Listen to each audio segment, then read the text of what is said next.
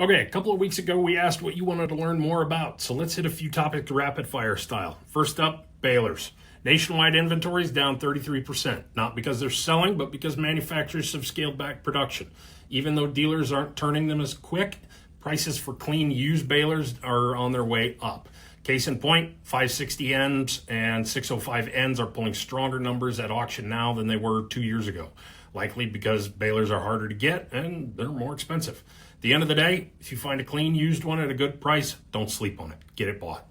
Next up, Ford 4000. It's basically the grandson of the great-grandson of the 8N and a direct descendant of the 800 series. Launched in 1962 as part of Ford's World Tractor lineup, what we call the 1000 series today. The idea was to build one product line that they could go to market with globally. They were built in England as well as the States, as far as I know, and the 4000 was I believe the top seller in the line. And if it wasn't, it would have been most certainly the 5000. Most were utility models, but there were a few variants here and there, industrials and row crops, orchards, stuff like that.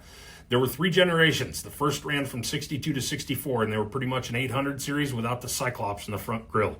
4-cylinder gas or diesel engines, made around 35 horse, and had a handful of different transmission options. I've heard that the gas engines are the way to go on these.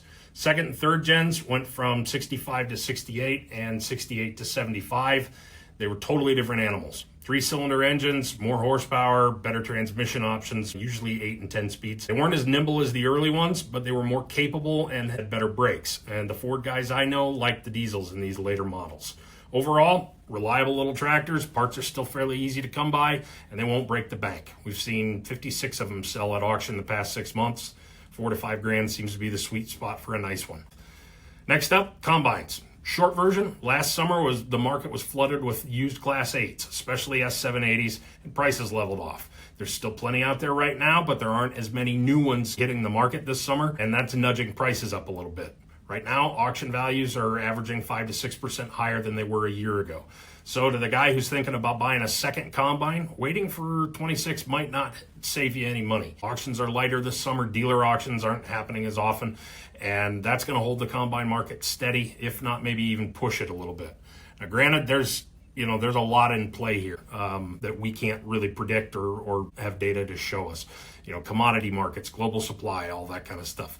So take what I'm telling you here with appropriate measures of, lime, tequila, and salt. Anyway, there you go. Let me know what you're seeing on the combines and balers in your market in the comments, and let's hear from you 4000 fans too. Thanks for watching.